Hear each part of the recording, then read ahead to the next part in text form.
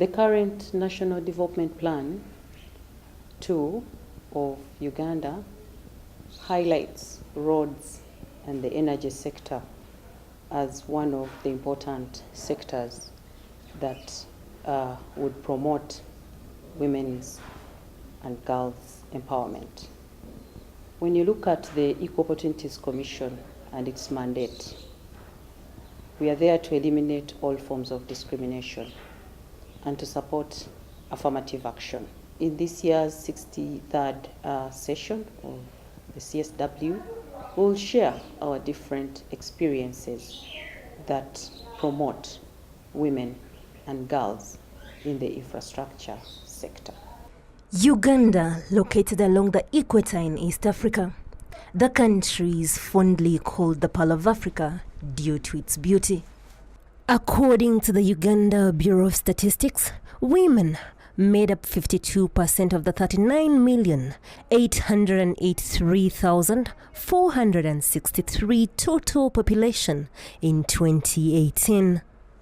The current policies and laws put emphasis on gender equality and empowerment of women and girls, which has led to emancipation of women in all spheres of life. Politically and administratively, the number of women has significantly increased, both at national and local government levels.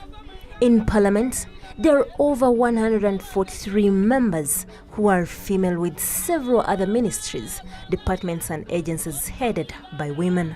Many district chairpersons have decided to give women to be their vice chairpersons. Sometimes they are ministers of gender, sometimes they are ministers of finance and health, but there are districts where women have been appointed as production secretaries who are ministers of production. The government of Uganda has instituted gender and equity responsive planning and budgeting by enacting the Public and Finance Management Act of 2015 with relevant sections on ensuring gender equality and empowerment of women and girls and other vulnerable groups of people. For the last 3 years, the NDP2 prioritized infrastructure development, among which is energy as well as roads and transport sector, among others. Under the energy sector, there are programs targeting women and girls, of which the Rural Electrification Program intended to offer cheap electricity transmission and connecting rural people on the national grid. Harnessing solar energy is also another way the Rural Electrification Program is ensuring that women get access to electricity to improve productivity, value addition, and the standard of their living. In January 2019, President Yoweri Museveni launched the largest solar plant in East Africa, located in Gumba in the central region of Uganda.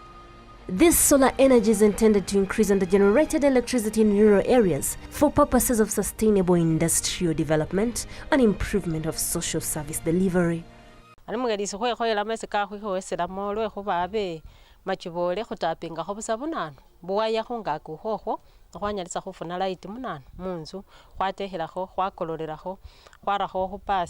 REA has ensured that there are tax exemptions for off-grid projects with a capacity not exceeding 2 megawatts. This access to electricity has enabled women to start up small-scale and medium enterprises. For example, Susan Nangiro started up a maize mill project, which helped her uplift her livelihood and employment of other women farmers in Karamoja region. I really thank the government for having brought power up to Nakapriprit. It has really made very many changes in my life. One change is, I'm paying school fees of my children. I'm getting money of balanced diet out of it. Very many things, even I'm eating very good portion out of power, the one I'm grinding in my machine, and people are really appreciating the way the machine is working. Edith Cheswa is the leader of Kampala Women's Pride, an environment conservation group operating in Kampala, the capital, that has invested in green technologies.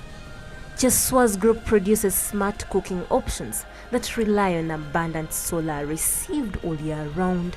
Through this technology, the country's forests are saved from destruction as women search for charcoal and firewood.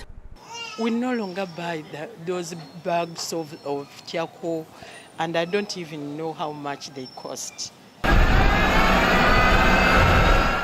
The government of Uganda has laid emphasis on roads and transport infrastructure as a key driver to sustainable development by investing in accessible roads, bridges, ferries and cable bridges. We identified infrastructure as something that will drive the economy. So in 2019-2020, government will spend 31.2% of the budget for these two sectors, which translates into $0.139 billion. The transport sector will take a share of $1.425 billion. The good road connectivity has led to reduction in transport costs and enhancement of employment in various parts of the country. This kind of development has accelerated economic, social and political empowerment of women and girls in various ways. Annually, we spend about 25 billion on labor-based contracts. Of this, about 38% goes to the females, the women's groups. In real terms, that has risen from about 3.2 billion to about 9 billion in 3 years. And we're going to try and push it further. We also know that women constitute a strong labor force in the country. We just need to open the space for them to actually participate. Nange nali nsuubulako amatooke enga tubonerera nnyo naye kati tuli bulungi n'abaana basoma n'abakazi basobola okusomesa abaana baabwe lwakuba beekolera. Suspended footbridges like this one, linking the mountainous districts of Mbale and Bududa, have been constructed to ease movement.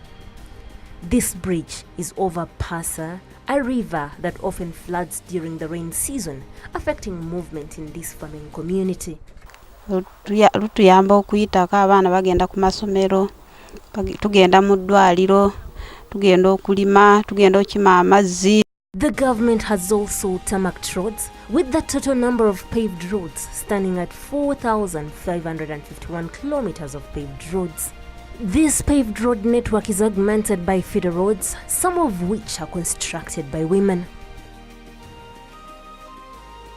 These women are residents of Nyoya district in northern Uganda. They constructed a feeder road linking Koch Korom village to a Lero trading center.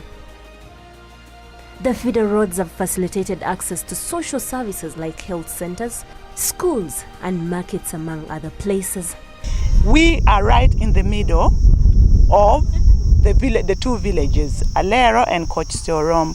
So school was far in all the directions. All the time, the girls had wet skirts, had wet pants, because they had to move in dew very early in the morning. That made some of the girl children almost get out of school.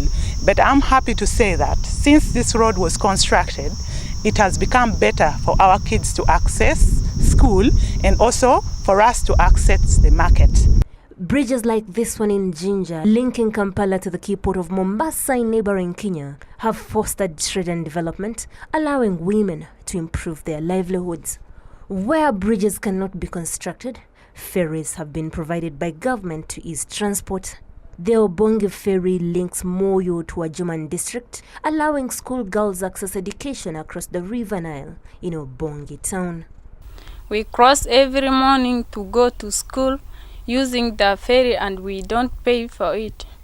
We used to have canoes which as girls we could not manage to access school. On Lake Victoria, the Bokakata ferry has been instrumental in improving transport to Sese Archipelago, allowing women to access markets in Masaka, Mbarara and Kampala towns. Streets of major towns are now lit at night, allowing women market vendors to continue working late. This, coupled with highway roadside business and markets, has enabled women to participate in income-generating activities, hence improving their livelihoods. And these roadside markets are really targeting women's groups, because I think in almost any market you go to, you'll find that the women are the majority. And so some of the roads which we have already done, we're now also going to get out a new contract so that a roadside market can be done. Women emancipation will remain on top of the agenda for the NRM government.